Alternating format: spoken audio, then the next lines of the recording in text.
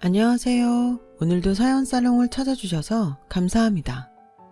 올해 43살 되는 여성입니다. 이제 와서 제 인생을 돌이켜보면 참 많은 일들이 있었던 것 같은데요. 어렸을 때부터 외동으로 커왔지만 그리 행복하게 자라지는 못했어요. 주방장으로 일을 하던 아빠는 결혼 전부터 외할머니에게 인정받은 사위가 아니었거든요. 외할머니가 옛날 분이라서 그런지 남자가 주방에 들어가는 것 자체를 못마땅해 하셨는데요. 애지중지 키우던 딸이 갑자기 자기보다 10살이나 나이가 많은 식당 주방장과 결혼한다고 하니 할머니가 탐탁치 않아 하셨죠.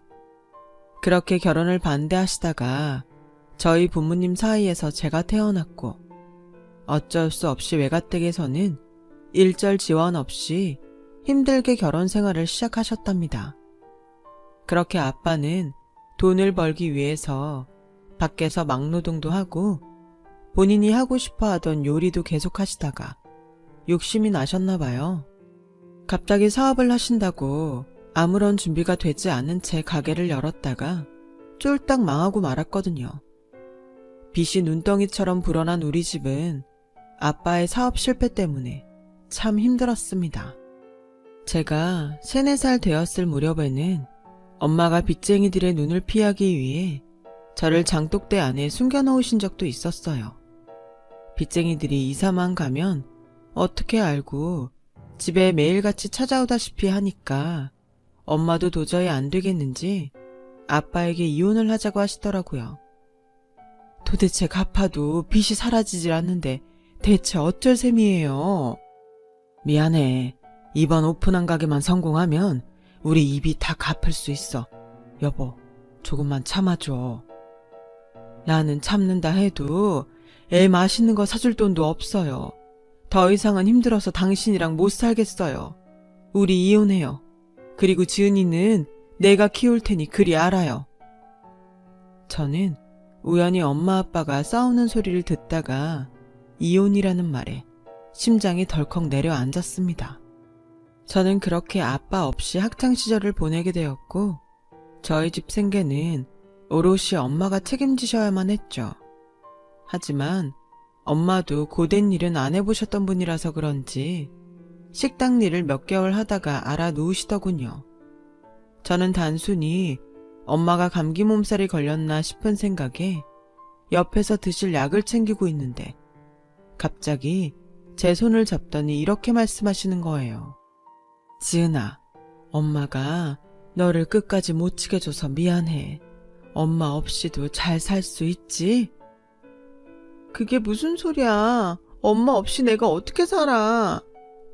엄마가 지금 몸이 많이 안 좋아. 그래서 말인데 엄마가 너 대학 갈 때 보태주려고 모아놓은 돈 장롱 안에 넣어놨거든? 무슨 일이 있어도 꼭 학교 가서 공부 열심히 하고 우리 딸 행복한 사람이 되었으면 좋겠다. 그렇게 엄마는 급성 폐혈증으로 돌아가시게 되었고 저는 혼자 남겨지게 되었어요.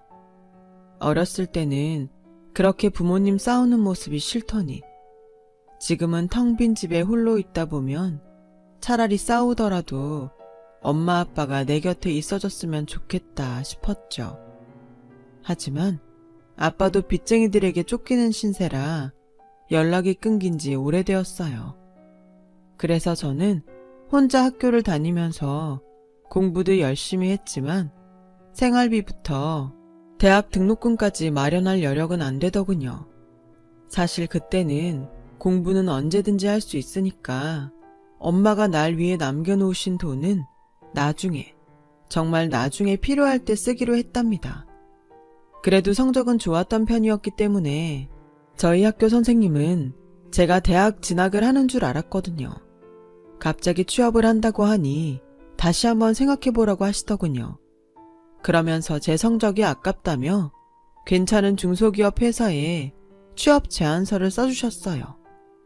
보통 다른 친구들은 공장이나 미용 쪽으로 취업을 하게 되는 경우가 많았는데 저는 고등학교 졸업하자마자 중소기업의 격리로 들어가게 되었어요. 방앗간에서 사용하는 떡 절단기나 떡 뽑는 기계를 만드는 설비회사였는데 대부분 일하는 사람들이 남자들이라 그런지 저를 막내 여동생 대하듯이 참 잘해주시더라고요. 처음 해보는 격리일이라 서툴기도 하고 어렵기도 했지만 그래도 회사 사람들이 저를 여동생처럼 여기고 많이 도와주다 보니 그리 어렵지 않게 회사 생활을 시작할 수 있었습니다. 그렇게 한창 일을 하던 중 회사에서 회사 상품을 전시를 하는 날이 있었어요. 박람회처럼 크게 전시를 할 기회가 생겨서 유명한 떡집 가게부터 떡 뽑는 기계를 보러 오시는 분들이 굉장히 많았거든요. 저는 그 전시 부스에서 회사 전단지도 손님들에게 나눠드리고 간단하게 제품도 소개하고 있었는데 어떤 아주머니가 저에게 오더니 말을 걸더라고요. 아가씨, 안 그래도 내가 떡집을 운영하는데 기계가 고장이 났는지 떡맛이 예전 같지 않네. 게다가 기계는 몇 번이나 바꿨는지 돈 들인 것만 해도 한두 푼이 아니야. 아, 그러셨어요? 그러면 저희 제품 한번 보세요. 제가 좋은 걸로 추천해 드릴게요. 저는 아주머님과 이런저런 이야기를 주고받다가 젊은 사람들이 오고 가는 대학가 근처에서 떡을 판다는 이야기를 듣게 되었습니다. 내가 그렇게 오랫동안 떡 장사를 했는데 이번만큼 장사가 안 될 때도 없었어. 요즘 젊은 사람들은 떡을 별로 안 좋아하는 것 같아. 아무래도 요즘 빵이나 디저트 종류가 많아지다 보니 그런 것 같아요. 그래도 모양도 예쁘고 먹음직스러우면 한 번 더 눈길은 갈 텐데. 제 입장에서는 떡집이 다 비슷하다고 하면 떡을 담는 용기나 그릇들의 변화를 줘보세요. 시각적으로도 예뻐 보이면 젊은 사람들도 한 번쯤 먹어보고 싶다는 생각을 할 거예요. 정말 그럴까? 그렇게 아주머님과 몇 마디 짧은 대화를 나누고 나서 그냥 우리 회사 제품들을 구경만 하고 가시는 줄 알았는데 글쎄 떡 뽑는 기계부터 절단기까지 통 크게 사가시는 거 아니겠어요? 미스김, 우리 영업팀도 못하는 걸 미스김이 해냈네. 역시 실력 하나는 알아줘야 돼. 다들 보고 배우라고. 통 크게 회사 기계를 3개나 사가신 아주머니 덕분에 저는 대표님에게 칭찬도 받고 많은 사람들 앞에서 박수갈채까지 받았습니다. 조금은 얼떨떨하기는 했지만 그래도 다음 달에는 보너스도 챙겨주신다고 하니 기분이 좋았죠. 그렇게 회사에서 열었던 전시는 성공적으로 끝이 나고 며칠이 흘렀어요. 다른 때와 마찬가지로 업무를 하고 있는데 사무실에 전화 한 통이 걸려왔어요. 네, 여보세요? 안녕하세요. 내가 얼마 전에 박람회 가서 이 회사 기계를 사간 사람인데요. 네, 어떤 문의 때문에 전화 주셨어요? 아, 목소리 들으니까 알겠네. 그때 그 아가씨 맞죠? 떡 예쁘게 포장해서 팔아보라던. 회사로 전화를 한 사람은 다름 아닌 그때 박람회에서 봤던 아주머니였어요. 워낙 그 당시에도 목소리가 까랑까랑해서 듣기만 해도 누군지 알겠더라고요. 네, 맞아요. 제품에 무슨 문제라도 있으신가요? 아니, 그런 건 아니고 아가씨 얘기 듣고 내가 장사를 좀 해보니까 이게 또 잘 되더라고요. 그래서 고맙기도 하고 내가 보답하고 싶어서 전화했지. 너무 잘 되셨네요. 그런데 제가 한 게 뭐가 있다고. 말씀만으로도 감사합니다. 에이, 그래도 내가 고마워서 그런 건데 내가 또 이런 건 그냥 넘어가는 성격이 아니에요. 혹시 오늘 저녁 시간 돼요? 저는 괜찮다고 몇 번이고 사양했지만 제가 말씀드린 대로 떡을 예쁘게 포장해서 팔았더니 그 다음부터 장사가 잘 된다며 저에게 고맙다고 꼭 밥을 사줘야겠다고 하시는 거예요. 자꾸 거절하는 것도 예의가 아닌 것 같아서 얼떨결에 저녁까지 얻어먹게 되었습니다. 장비가 좋아서 그런지 떡도 술술 뽑히는 게 맛도 아주 좋아요. 거기 아가씨가 알려준 방법대로 젊은 사람들이 좋아할 만한 예쁜 용기로 포장을 하니까 떡이 잘 팔리는 거 있지. 정말 다행이네요. 그런데 이렇게 비싼 밥까지 안 사주셔도 되는데. 한눈에 봐도 비싸 보이는 중식당에서 코스 요리를 시켜주시는데 한사코 괜찮다고 말씀드려도 자기 딸 같다며 자꾸 챙겨주고 싶다고 하시는 거예요. 갑작스러운 따뜻한 배려에 저도 모르게 그리운 엄마 생각이 나서 눈물이 났어요. 아가씨, 밥 먹다 말고 왜 울어요? 아, 죄송해요. 엄마 생각이 나서요. 엄마가 저 학교 다닐 때 일찍 돌아가셨거든요. 에그머니, 가여워라. 그러지 말고 이제 나를 엄마처럼 생각해요. 나도 딸 하나 더 생겼다고 생각할게. 그때부터 퇴근할 때가 되면 저에게 몇 번이고 연락을 하셔서 저녁을 사주시곤 하셨어요. 저도 정말 이렇게 따뜻한 분이 계시는구나 싶은 생각에 저희 가정사를 털어놓으며 아주머니랑 조금씩 가깝게 지내고 있었어요. 그러던 어느 날 아주머니가 저녁을 함께 먹자고 해서 그냥 그런 줄만 알았죠. 식당에는 휠체어를 타고 있는 남자분이 앉아 계시는 거예요. 아주머니는 저를 보자마자 휠체어에 앉아 계신 남자분과 인사시켰어요. 아, 이제 와요? 인사해요. 우리 아들. 네? 아들이요? 아, 네네. 안녕하세요. 처음 뵙겠습니다. 저는 갑작스러운 상황에 당황스러움을 감추지 못했어요. 미안. 내가 너무 갑자기 우리 아들을 데려왔지. 몸은 이렇게 불편해 보여도 우리 아들 교수예요, 교수. 아주머니는 아들이 교통사고로 인해 두 다리를 잃었다며 교수가 된 사연까지 저에게 장황하게 늘어놓으셨어요. 저는 그냥 그런가 보다 하고 참 대단한 사람이구나 싶은 생각만 들었어요. 한창 식사를 하고 있는데 갑자기 아주머니가 약속이 생겼다며 자리를 피하더군요. 어머, 내가 약속 있는 걸 깜빡했네. 그러면 식사 마저 하고 가요? 네? 저희 둘만 남겨놓고요? 저는 그렇게 아주머님의 아들과 어색한 공기 속에서 둘이 식사를 하게 되었어요. 조용한 침묵이 흐르고 있는데 남자분이 먼저 말을 꺼내더라고요. 죄송해요. 저희 엄마가 괜찮은 사람 소개해준다고 해서 나오긴 했는데 표정 보니 지은 씨는 오늘 자리가 어떤 자리인지 전혀 몰랐나 보네요. 아, 네, 그냥 저녁 식사하는 자리인 줄 알고. 그렇게 예상치 못하게 갑작스레 소개팅을 하게 되었는데 이 남자분과 한두 마디 건네다 보니 참 사람이 좋은 사람이구나 싶은 게 느껴졌어요. 말도 예쁘게 하고 취미생활로 봉사활동도 틈틈이 한다고 이야기하는 게 자기 몸이 불편해도 남을 배려할 줄 아는 사람이구나 싶었습니다. 물론 처음에는 장애가 있다는 게 조금은 마음에 걸렸지만 이 남자의 적극적인 구애와 애정 공세로 저도 마음을 열고 연애를 시작했어요. 그렇게 저희는 6개월의 짧은 연애를 마치고 결혼을 하게 되었어요. 주변 친구들은 저에게 교수 사모님이 됐다며 부러운 기색을 내비쳤지만 막상 남편이 걷지 못하는 장애가 있다는 걸 알고 나서는 저를 불쌍하다는 듯이 쳐다보더라고요. 그러거나 말거나 저는 이 사람의 따뜻한 마음씨를 보고 결혼했기도 했고 아무것도 없는 저를 위해 시모가 잘 챙겨주고 저를 딸처럼 대해주니까 정말 이제는 행복하게 살 줄 알았습니다. 시모는 그동안 자기 아들처럼 교수되는 게 뭐 어렵겠냐며 저에게 그동안 해보고 싶은 공부도 해보라며 결혼을 적극적으로 밀어붙였는데요.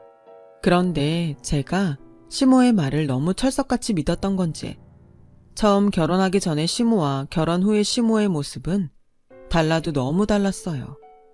게다가 결혼식을 간소하게라도 올리고 싶었는데 제가 이혼 가정에 아버지는 도망가시고 어머님은 돌아가셔서 안 계시다는 이유로 결혼식은 올리지 말자고 하시더라고요. 그러면서 시모가 가족들끼리 밥이나 먹자고 밀어붙이는 바람에 결혼식은 올리지 못했어요. 시모 말 맞다나 극한 결혼식 안 올리는 게 뭐 어때서라는 생각을 하긴 했었지만 그래도 살면서 처음이자 마지막이 될지도 모르는 결혼식인데 웨딩드레스 한번 못 입어본다는 게 내심 서운하더군요. 하지만 서운한 건 결혼식뿐만이 아니었어요. 결혼 전에는 하고 싶은 공부하게 해주겠다고 하시더니 지금은 매일같이 떡집으로 일하러 오라고 하루에도 몇 번씩 종부리듯 전화를 하시는 거예요. 얘야, 일어났니? 벌써 아침 6시다. 얼른 가게로 나오거라. 어머니, 아직 6시밖에 안 됐는데 벌써 나가요? 오늘 할 일이 얼마나 많은데 너는 아직도 집에서 빈둥대고 있니? 그리고 나오기 전 우리 아들 밥 차려주는 거 절대 잊지 말고. 분명 저에게 시집 오고 나서는 딸처럼 공부도 시켜주고 제가 하고 싶은 것들 다 해주겠다고 말씀하셨는데 시집 오자마자 그 다음 날부터 기다렸다는 듯이 노예처럼 일만 시키더라고요. 물론 시어머니 말씀을 다 믿은 제가 바보였지만 일을 시켜도 너무 시키길래 아예 나를 종부리듯이 대하려고 자기 아들이랑 결혼시킨 건가 하는 생각까지 들었어요. 아직 결혼을 안 한 신우가 있는데도 자기 딸은 공부해야 하니까 새벽부터 자정이 된 시간까지 떡집에서 해야 하는 모든 고된 일은 다 저에게 밀어놓더군요. 그렇게 하루 종일 허리도 못 펴고 24시간이 어떻게 가는지도 모르고 지낼 만큼 고된 일만 했어요. 그러다 하루는 엄마 기일이 가까워져서 어머님에게 미리 말씀드리니 어머님, 다음 주면 저희 엄마 기일이에요. 그래서 말인데 그날은 가게로 나와 일하는 걸 도와드릴 수 없을 것 같아요. 뭐? 그럼 쌀 불리고 떡 만드는 걸 이 늙은 시애미가 하라는 게냐? 그래도 저희 엄마 기일인데요. 죽은 사람은 죽은 사람이고 산 사람은 일을 해야지. 나 원참 얘가 말이 되는 소리를 해야지. 그러면 산소는 아침 일찍 갔다 와서 저녁 장사 준비하고 미리 우리 아들 먹을 밥상 차려놓고 나가는 거 잊지 말거라. 네, 어머님. 저는 다들 시집살이가 힘들고 고된 거라고는 들었지만 이 정도일 줄은 몰랐어요. 제 이야기를 들어줄 사람도 없었고 그냥 남들도 이 정도 시집살이는 하는 거겠거니 하면서 몇 번이고 도망치고 싶은 마음을 간신히 부여잡았습니다. 그렇게 하루 15시간이 넘도록 떡집에서 떡을 만들며 시간을 보내다 보니 몸이 많이 상하더라고요. 하루 종일 허리를 숙여서 일하느라 허리 디스크도 생겼고 떡 빚느라 손도 많이 써서 손목 보호대 없이는 잠깐이라도 일을 할 수가 없었어요. 그렇게 몸이 상해가는 걸 보면서 나중에는 집에 와서 남편에게 하소연을 했습니다. 여보, 나 언제까지 떡집에서 일해야 해요? 하루하루가 너무 힘들어. 사람 참, 그깟 떡 만드는 게 뭐가 힘들다고 징징거려. 매일같이 몸 불편하게 사는 나도 있는데. 그래도 하루 15시간씩 매일 일해봐요. 그러지 말고 당신이 어머님한테 나 떡 만드는 일 이제 그만했으면 좋겠다고 말해주면 안 될까? 이상한 소리 하지 말고 배고프니까 밥이나 차려. 연애할 때는 그렇게 다정하고 말 한마디를 해도 따뜻하게 했던 남편이 언제 이렇게 변했는지 정말 남의 일인 것 마냥 말하더라고요. 하지만 제 편을 들어줄 사람도 제 이야기를 들어줄 사람도 아무도 없었습니다. 그렇게 하루하루 우울하고 힘들게 지내다가 어느 날 몸이 많이 피곤했는지 일하다가 잠깐 졸아버린 거예요. 짧은 외마디 비명과 함께 놀래서 눈을 떠보니 그만 떡을 뽑다가 손가락을 다치고 말았어요. 그렇게 저는 다급하게 시모를 향해 병원에 가봐야 될 것 같다고 이야기를 했고 시모는 제가 이야기를 하는데도 본체 만체하더라고요. 그러면서 별것도 아닌데 그냥 데일밴드나 붙이라고 말했을 때 그때 알았어요. 정말 이 사람들은 나를 가족으로 생각하지 않는다는 것을요. 사고의 후유증으로 병원에서는 몇 개월 동안 손을 쓰지 말라고 말을 했고 저도 더 이상 시키는 일을 다 해서는 안 되겠다 싶었어요. 어떻게든 내가 살려면 여기서 멈춰야겠다는 생각이 들었거든요. 그래서 용기를 내 시모에게 말했습니다. 어머님, 저 진짜 더 이상 일 못하겠어요. 집에서 살림만 하는 며느리가 싫으시면 제가 직접 일자리 알아볼게요. 얘가 말을 해도 이렇게 서운하게 하니? 그래, 네 말도 이해가 된다. 내가 그동안 너무 일만 시켰지? 다 이유가 있어서 그런 거야. 네? 이유요? 그럼 내가 너 처음에 우리 아들 소개시켜줬을 때 왜 소개해준 줄 아니? 네가 성실하고 참 긍정적이라서 그랬던 거야. 그리고 이렇게 너한테 우리 가게 떡 만드는 레시피까지 다 알려준 이유가 언젠간 내가 죽거든 이 떡집을 너에게 물려주려고 했었던 거거든. 저에게 떡집을 물려주신다고요? 그래, 너도 알다시피 우리 아들도 몸에 장애가 있고 딸이라고는 지밖에 모르는 앤데 우리 집 가업을 이어받겠니? 그나마 성실하고 일 잘하는 네가 해야 맞는 거지. 시모는 자기가 운영하던 떡집을 저에게 물려주라고 하신 거라며 그동안 일을 고되게 시킨 이유를 설명하더라고요. 아니, 누가 떡집 물려받고 싶다고 했나요? 저를 위하는 것처럼 말은 하는데 어이가 없더라고요. 게다가 손가락 부상 이후 후유증이 생겨서 조금이라도 힘이 들어가는 일을 하려고만 하면 팔 전체가 저릿저릿하고 아픈 게 도저히 이 몸 상태로는 일을 할 수가 없었어요. 제가 사고 후유증 때문에 더 이상 떡 만드는 일을 할 수 없다는 사실을 나중에 알고 나서야 시모가 이런 말을 하더군요. 아, 이거 받아라. 네? 어머니, 이게 뭐예요? 이혼 서류다. 이혼이요? 갑자기 이혼 서류라니요?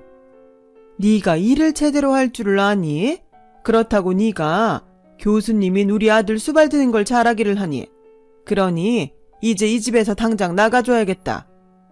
어머니, 갑자기 이런 법이 어딨어요? 제가 갈 데가 어딨다고 당장 나가라뇨. 그건 네가 알아서 할 문제고 우리 아들이랑도 다 얘기된 거야. 그러니 잔말 말고 짐 챙겨갖고 당장 이 집에서 나가.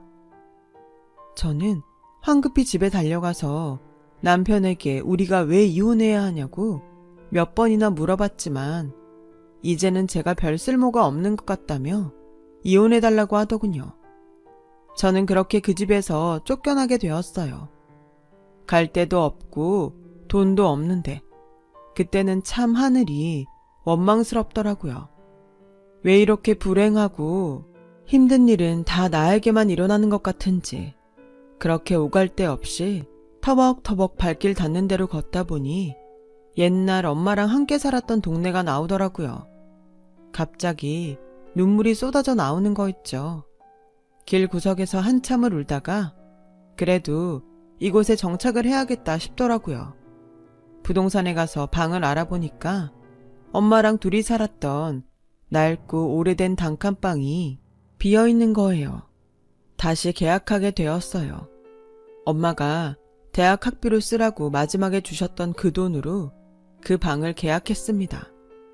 빛도 안 들어오는 지하 단칸방에서 제 인생을 한탄하며 며칠을 울었는지 몰라요. 엄마가 살아계셨다면, 그리고 아빠가 집을 나가지 않으셨다면 내가 이렇게 하루아침에 버림받는 이혼녀는 안 되지 않았을까 하면서 별의 별 생각을 하고 페인처럼 지냈죠. 그러다 문득 이렇게 울기만 하고 식음을 전폐했다가는 이대로 죽겠다 싶은 생각이 드는 거예요. 돌아가신 우리 엄마를 생각해서라도 내가 어떻게든 살아야겠다 싶어서 집 근처 카페에서 알바를 시작했어요. 비록 아르바이트이긴 했지만 그래도 나이가 있는 저를 믿고 일을 시켜주신 사장님에게 감사한 마음이 들어서 더 열심히 일을 하게 되었는데요. 확실히 젊은 사람들이 많이 방문하는 카페라서 그런지 커피를 마실 때 어떤 디저트를 선호하는지 대충 파악이 되더라고요.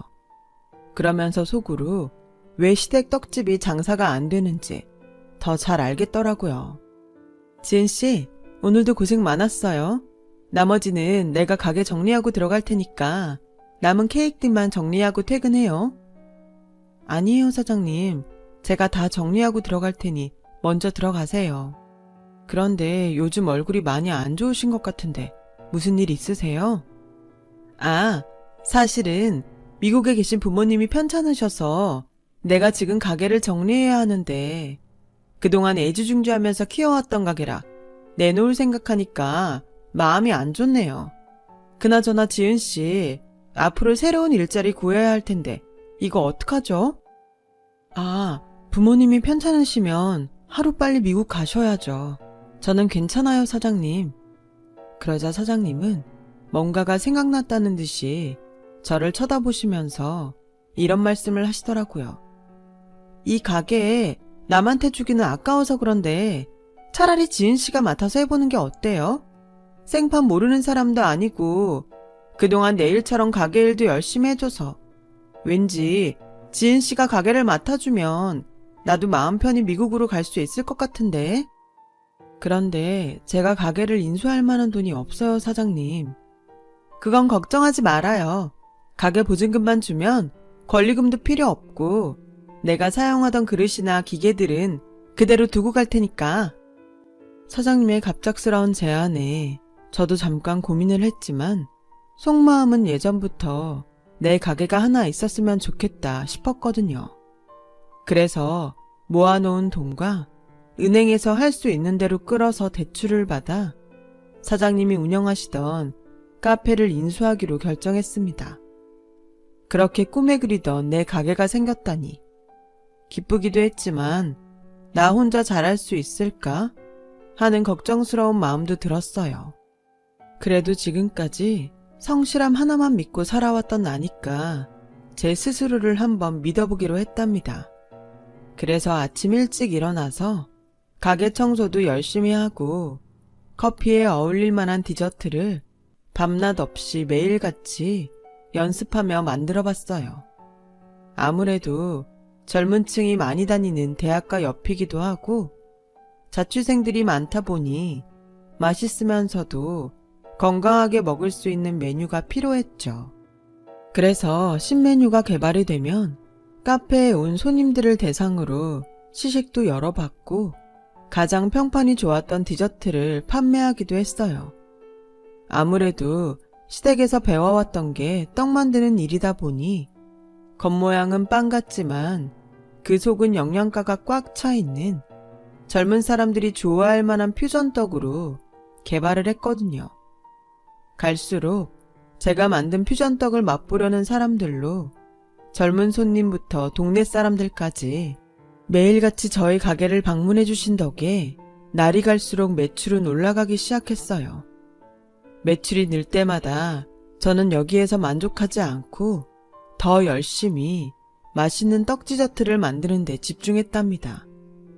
열심히 밤낮으로 메뉴 개발을 하고 노력한 덕인지 이제는 제가 만든 떡을 맛보려는 손님들로 가게 앞은 문전성시를 이뤘어요. 심지어 오픈 전에 줄을 서지 않으면 못 먹는 날이 있을 정도로 손님이 넘쳐서 그야말로 대박이 났어요. 그래서 가게 앞에는 항상 손님들로 줄이 넘쳐났는데요. 그렇게 와주신 손님분들을 위해서라도 더 대충 장사할 수 없겠더라고요. 정말 열심히 했습니다. 그날도 똑같이 가게를 오픈하고 손님들을 받고 있는데 갑자기 뒤에서 큰 소리가 나더라고요. 아줌마, 여기 줄 안 보여요? 저희도 오래 기다린 건데 왜 갑자기 새치기를 하세요? 아니, 언제 새치기를 했다고 그래? 원래 여기 내 자리였어. 그리고 어른이 껴들면 그냥 그런가 보다 해야지. 나이도 어린 게 버릇없이? 줄 서 있는 손님들 사이로 시비가 붙은 건지 큰 소리가 나길래 무슨 일인가 싶어서 저도 손님들이 있는 곳으로 향했어요. 손님, 무슨 일이세요? 아니, 이 아줌마가 새치기 했으면서 뻔뻔하게 자기 자리라고 우기잖아요. 글쎄, 나 새치기 안 했대도.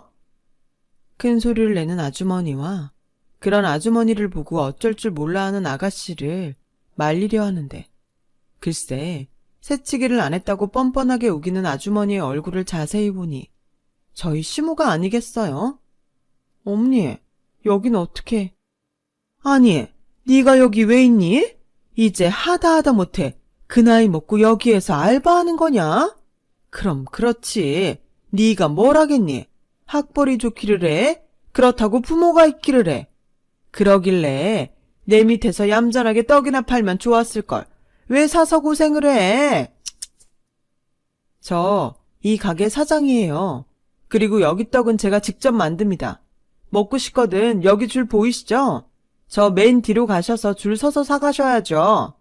아참, 워낙 저희 가게 떡을 먹고 싶어하는 손님들이 많아서 어머님 순번이 올지 모르겠네요. 뭐라고? 이 큰 가게가 네 가게라는 말이냐? 그럼 제가 따신 밥 먹고 거짓말을 하겠어요? 사람 귀한 줄 모르고 여전히 무시하고 늘 자기 하인대하듯 말하는 건 여전하네요. 뭘 당신이랑 떡을 팔아요. 그럴 수나 있었어? 이 노인네가 노망이 났나? 그렇게 못된 심포를 가졌으니 그 떡집이 그렇게 망했겠죠. 뭐라고? 너 지금 나 무시하는 거냐? 왜? 좀 무시하면 안 돼요? 당신 주특기잖아요. 손님들이 기다려서 이제 장사하러 들어가야 되니까 가게 앞에서 좀 얼쩡대지 말고 가줄래요? 뭐? 뭐라고? 아유, 이게 무슨 일이야. 아유, 내가 너 잘된 거 억울해서 못 산다. 우리 아들도 나를 버리고 이제는 너까지 나를 무시하니 내가 제명에 못 산다. 결국 시모는 저의 한마디에 충격을 받았는지 억울해서 못 산다며 오열하더라고요. 저희 가게 소문을 신우한테 듣고는 여기 염탐을 온 모양이더군요. 제가 주인인 줄은 꿈에도 몰랐겠죠. 그러면서 자기 가게가 망해가고 빚을 지자 아들이 자기를 버리고 갔다며 뭐가 그리 억울한지 제 가게 앞에서 혼자 울고 소리 지르고 한바탕 난동을 부렸네요. 손님들은 이상한 할매가 왔다며 경찰에 신고까지 해서 시모는 영업방해죄로 경찰에 끌려갔고 가게 앞은 아무 일 없다는 듯 다시 잠잠해졌습니다. 그동안 진짜 시모에게 당한 거 생각하면 한 방 제대로 날려주고 싶었는데 워낙 가게 일이 바쁘다 보니 기회도 없고 시모에 대한 생각도 줄어들고 있었는데 오늘 이렇게 제 가게 앞까지 알아서 찾아와 주다니 덕분에 시원하게 시모에게 한 방 제대로 먹여줬네요. 그러길래 사람 귀한 줄 모르고 매일 무시하고 자기 욕심만 챙기던 시모는 저한테까지 무시받았으니 얼마나 살기 싫었을까요? 역시 최고의 복수는 제가 잘 사는 거였어요. 그 이후에도 시모가 뻔뻔하게 찾아와서 자기가 잘못했다며 예정을 생각해서라도 자기 좀 도와달라며 몇 번을 제 앞에서 울면서 빌다가 갔네요.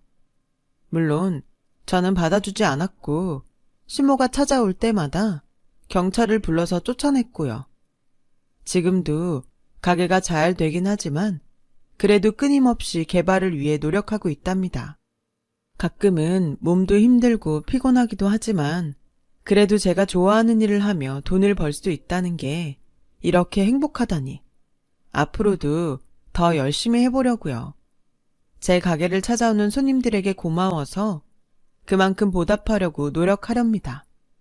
쓰다 보니 길어진 제 사연 읽어주셔서 감사드려요. 바라는 일 다 이루시고 가정에 행복이 가득하길 바랍니다. 여러분, 사연 댓글에 응원과 현명한 조언 부탁드려요. 좋아요와 구독은 저에게 큰 힘이 됩니다. 오늘도 좋은 일 가득하세요.